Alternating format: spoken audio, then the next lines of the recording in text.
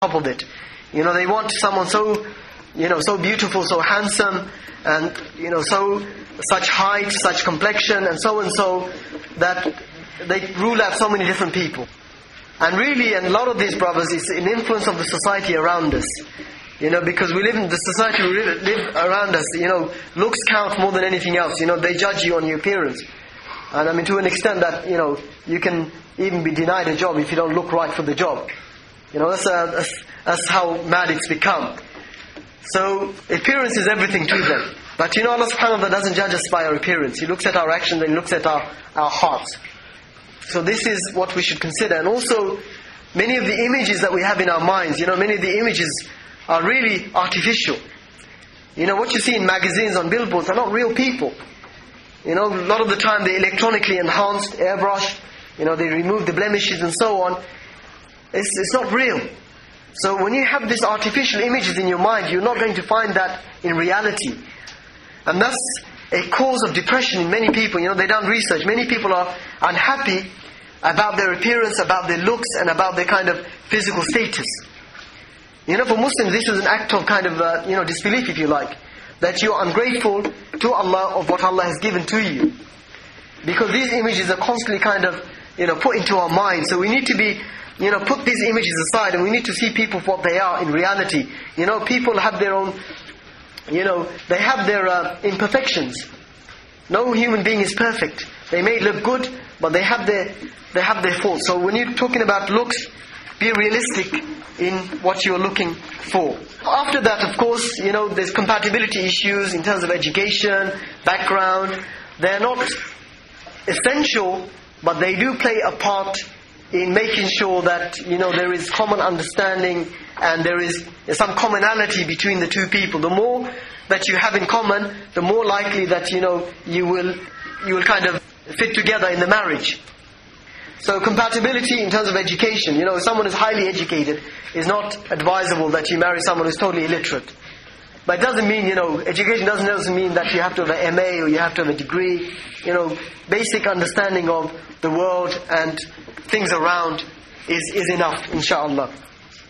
And family as well. You need to consider when you are getting married, whether you are going to fit in with that other family. It's not just two people. You're going to be interacting with another family. How will you fit in with this other family? And that's something that you need to seriously think about as well. If you can't stand the other family, don't bother getting married to that brother or sister. Finally, brothers and sisters, there's a lot that I skipped on. I don't want to just go on too much, inshallah. Is after marriage, once you've gone through those steps and you're married, inshallah, if you did it and you followed the guidance that we're given by Allah and the Messenger sallallahu alaihi wasallam, inshallah, you will find happiness, you will find, peace and tranquility. And marriage really is a very beautiful and a very wonderful thing, inshallah, if you go about it the right way. That's if you are, realistic and practical about it in the first place. But every marriage, goes through some turbulence. Every marriage goes through some conflicts. Even the Prophet ﷺ, he had arguments with his wife. That's the reality of life. You will have arguments, you will have conflicts. But how you deal with it is the key thing in maintaining your marriage, ensuring that you stay in that marriage. And one of the key things is, I think, is that you take time to develop your relationship in marriage. Because we're prohibited from relationship before marriage. So after marriage is the time when you develop your relationship. And that's the time when you need your privacy and you need the time to spend together so that you develop together. And that it is very difficult, especially living in a house with the in-laws. So you need to find ways that you can, spend time together, if that is your situation. And also, I say, touch again on the responsibilities, brothers. Make sure you fulfill your responsibilities so that your wife fulfills her responsibilities. And also, sisters, that don't go into a marriage with feminist attitudes. Really seriously, sisters, many sisters have been affected by Western, as well as brothers, Western thinking, and feminism has kind of crept into their thinking.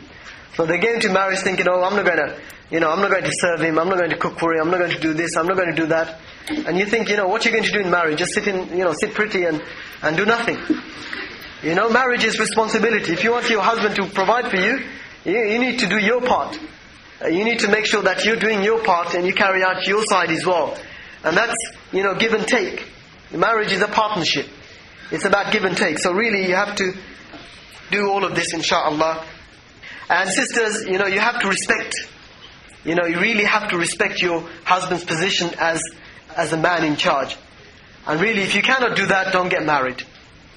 If you cannot accept the position that Allah has given to the man in marriage, then don't bother getting married, because that will be a cause for constant conflict. Because, this is the right Allah has given to the man, and if you cannot accept that position and respect that position, don't bother getting married, and don't bother thinking, I'll get into marriage and I'll just try and dominate. It doesn't work that way. Allah has given us, all of us, rights. It's not to put the women down or to subjugate them or to control them, but it's to acknowledge and to recognize the different roles and positions of men and women. And through this way, inshallah, you will see a harmonious, a happy, a peaceful marriage. Enough said. Wallahu ta'ala alam, wa akhiru da'wana alhamdulillahi rabbil alameen. Any questions?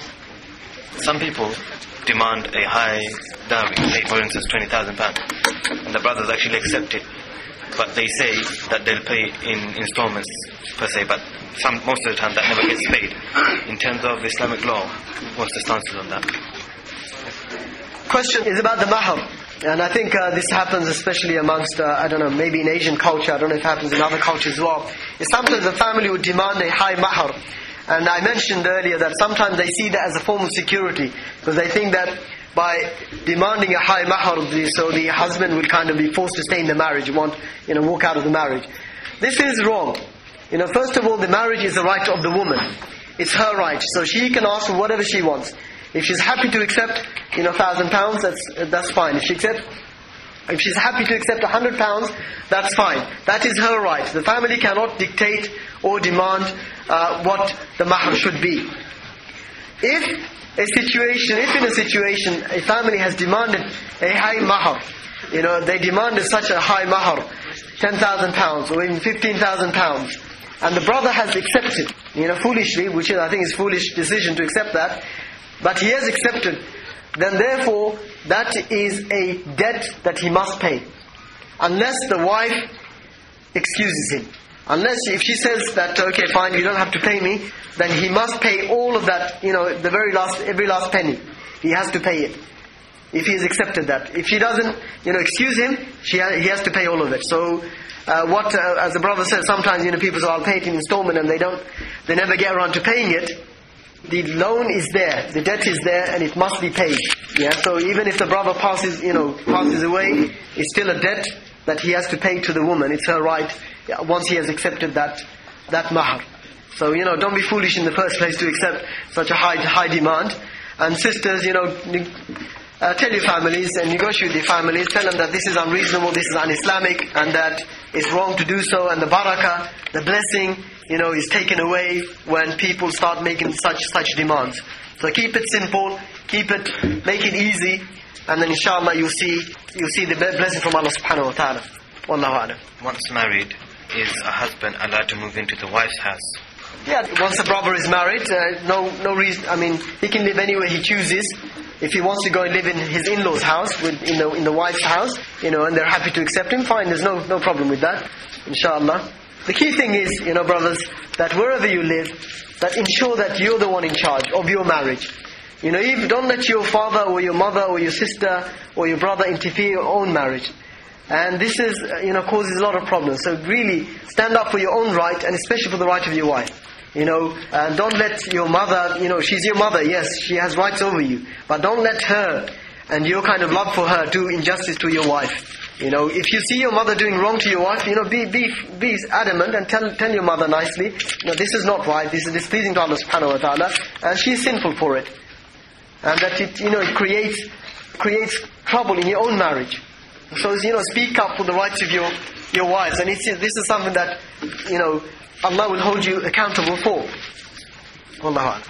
I think you said that there is nothing to stop a brother and sister marrying, but still living with their own parents.